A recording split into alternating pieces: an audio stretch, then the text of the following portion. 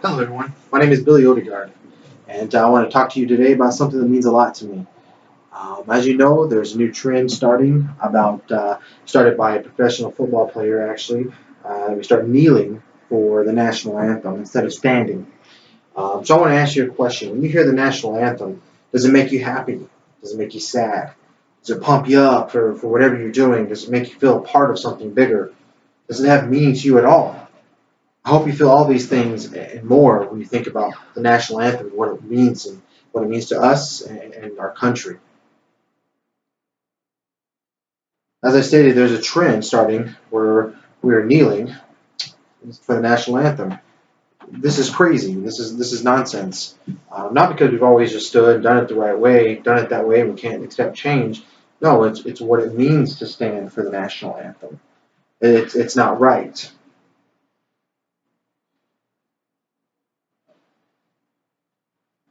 The one starting this trend is the one and only Colin Kaepernick from the 49ers.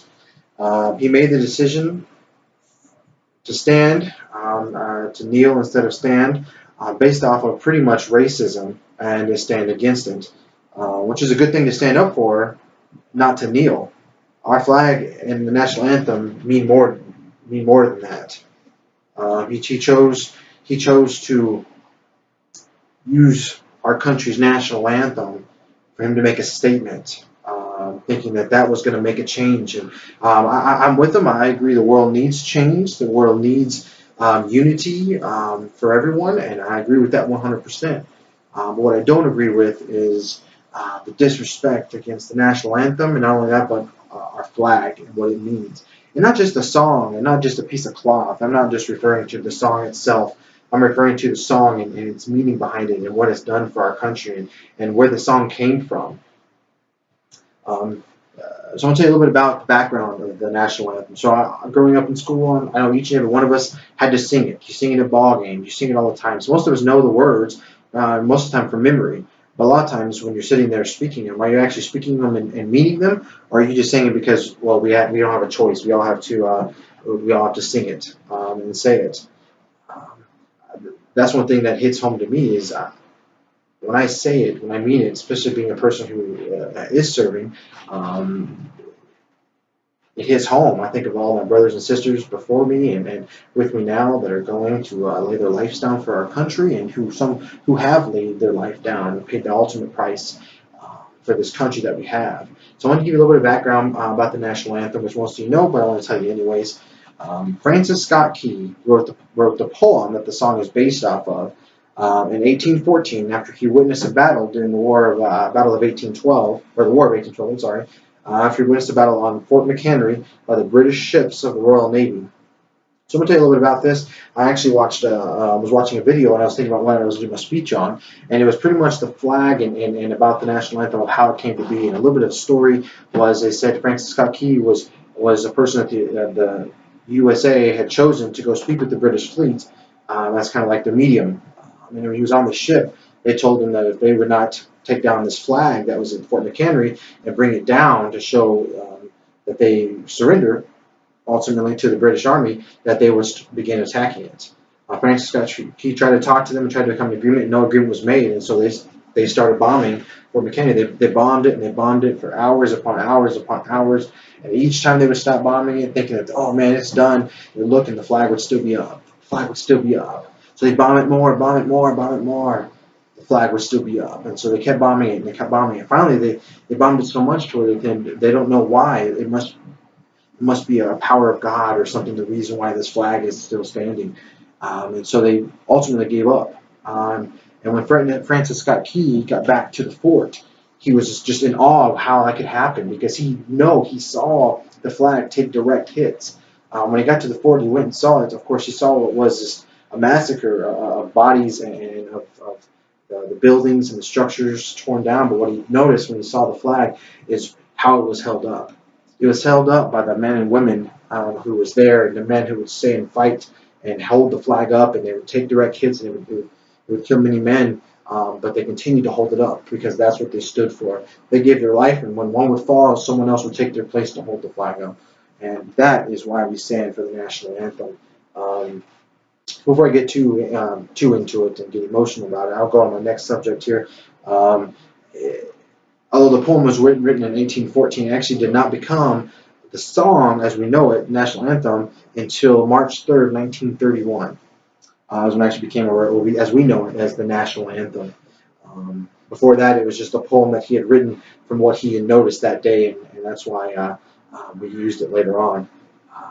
And what's sad is now it started with one man. Now other people are starting to do it. And his sport on his team, other sports people, and I'm sure as people see it, they have questions of why these people. I mean, I love football like the rest, and you see these people who people idol hold up here, and they're doing those things. And why would that make you question? Say, hey, well, why don't I do it? If he can do it, why don't I do it? It's the cool thing, and that's what I'm afraid of. I'm afraid the country will see things like that, and certain people will it will start to grow, and the trend will grow, and that's what I hope that we can stop by people standing up and standing together in unity, just explaining why and what it is about to you and to me. I watched a video recently about Virginia Tech's basketball coach. He wanted to explain to his boys how why we stand for the national anthem. What he did was really cool. He actually went and took and got a lot of veterans from all of the wars, different wars, the Korean War, Vietnam, World War II, people currently serving, and he stood them up there. And he brought this team out standing across from him, and he explained to them that these chairs that the team sits in every single game was not earned by the teammates, not by how good they were, how many shots they made. No matter how good of players they are, they did not earn those seats. The people who earned those seats were the people that were standing in front of those seats, which is the men and women who had served their country, past and present. And they stood there across from each one of the players. And the coach explained to them what they've had to do and what they did for our country, and that there was that sacrifice. The ones that were seen, you could see, were the ones who, of course, who had lived, but then they had brothers and sisters who did not live, and they explained that. And then they decided to stand next to each player and sing the national anthem, and then they were going to be an example of how you should stand. So the ones in uniform, some saluted, some stood at attention, some had their hand over their heart, all stood in reverence to that flag and to that song. It's actually one of the part of the video that actually brought me to tears. Is there was a man who had served, and I was sitting there, and as he sang with all of his heart, he started to tear up, and then of course he gets me tearing up, and I just the passion of the people you served with who may possibly died and sacrificed themselves is what that song or that flag stands for. The next thing that I want to talk about is the major wars. Our flag has lived through many wars, even before that time, but even just after that time, we had the War of 1812 finishing. We had the Mexican-American War, the Civil War that almost brought our country to our knees, the Spanish-American War, World War I, World War II, Korean War, Vietnam War, and of course the Iraqi and Afghanistan War that we're currently serving in now. And so these are just a few of the mini wars, but these are just the big ones that I chose out. This is to show you how many men, from the time the song was written, even not even before that, the time the song was written until now, of the men and women who have lived and died for our country through each and every one of these wars, who are still living today as examples.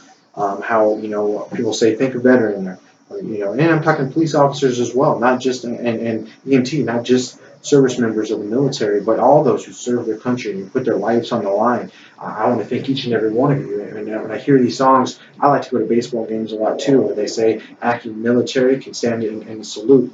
What a great feeling it is that you can stand there and you see those over the heart and actually paying attention, and you get to stand at attention and salute the flag. It's an amazing feeling. And I know my time is running out, but I want to finish with something. I want to ask you to stand with me. Stand with me when next time you hear the song, the national anthem. Stand with me.